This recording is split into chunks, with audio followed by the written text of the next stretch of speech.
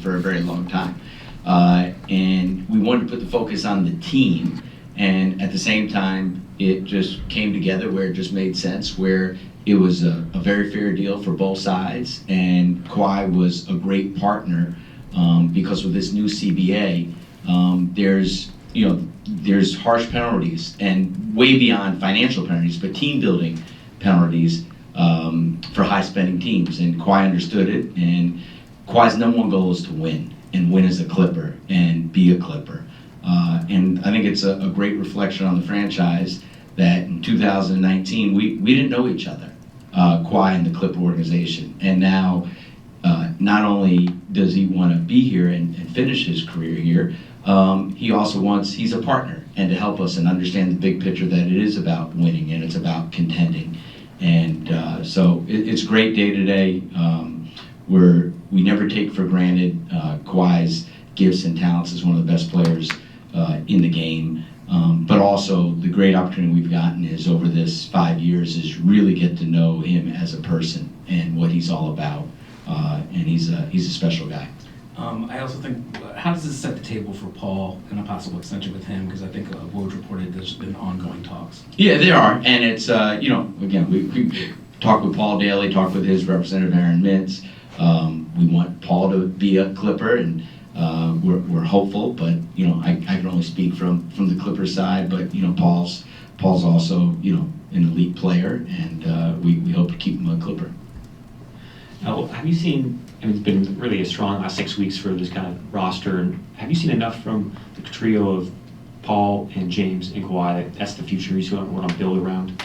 Yeah, I think the thing is, look, we know we have a long ways to go. I think it's very encouraging that we're 20-6 in our last 26 games. I think the certain markers that you look for when you're evaluating a team, we're ticking a lot of those boxes.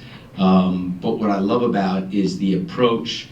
I think each of those guys and our team is in the right place at the right time in terms of their ages, where they're at in their career, where they're at in terms of their financial earnings, and that they're happy. They're where they want to be.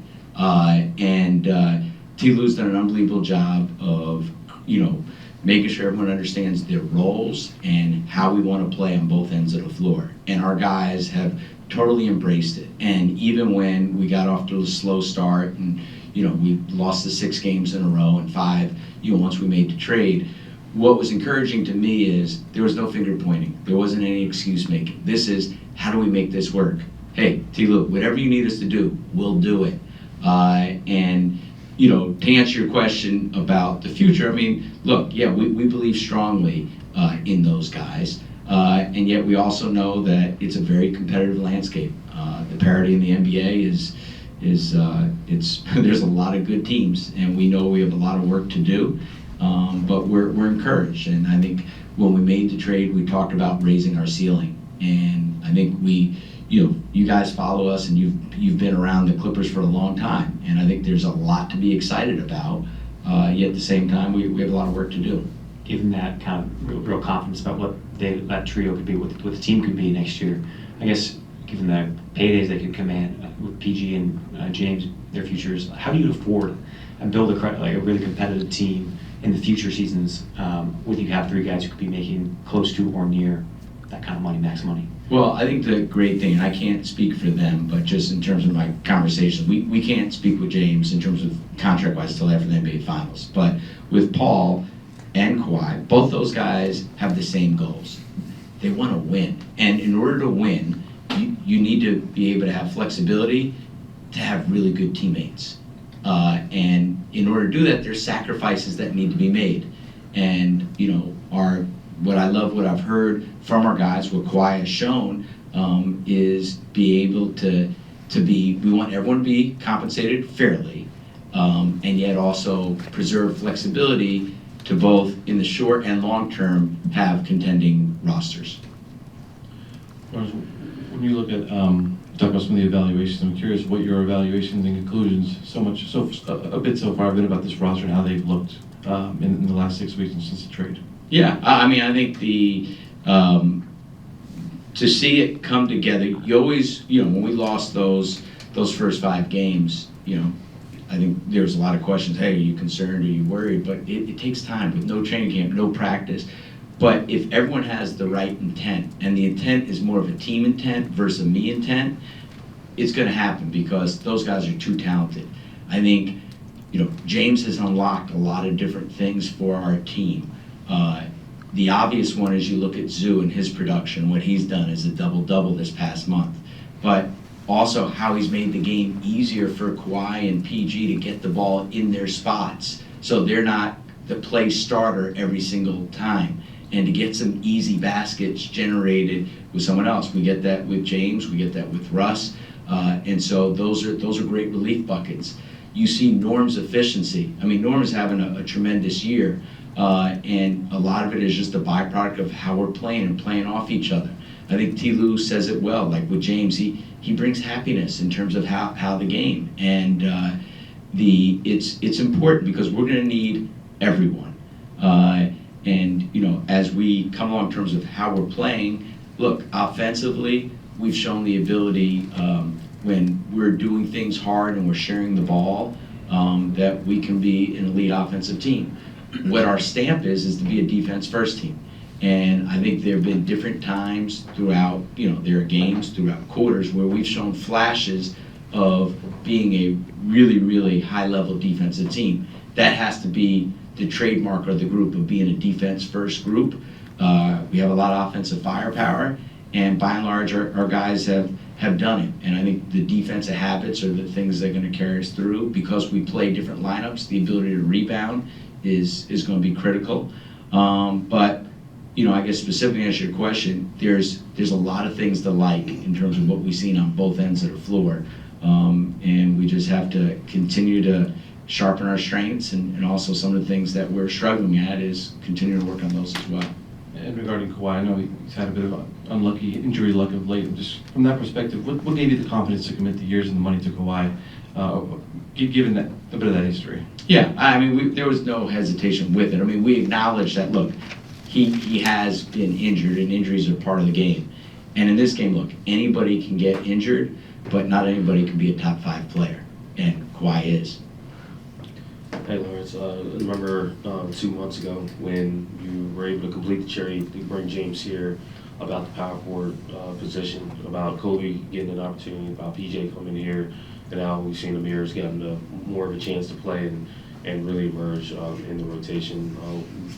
How much do you expect the team to have some internal improvement from the guys that are already here, and how are you looking at evaluating what you can do to improve the roster where they can be better? Yeah, I think you bring up a great point about Amir, and I think when you look at it, to me, probably the best way to evaluate the group is once Russ volunteered to come off the bench and to kind of see it, and I think with it, I mean, we talk about the sacrifice, the fact that Russ has embraced, and he's been unbelievable in the role, and he elevates others. And I think one of the guys who's a byproduct of that is Amir. Amir is, you got to give Amir a lot of credit. I know T. Lou and his teammates do for hanging in there when he wasn't getting any playing time. And I think his approach changed this year in terms of the urgency, how he attacked different things, the stay ready games, his individual work. Jeremy Castleberry and that group has done a great job of keeping him ready.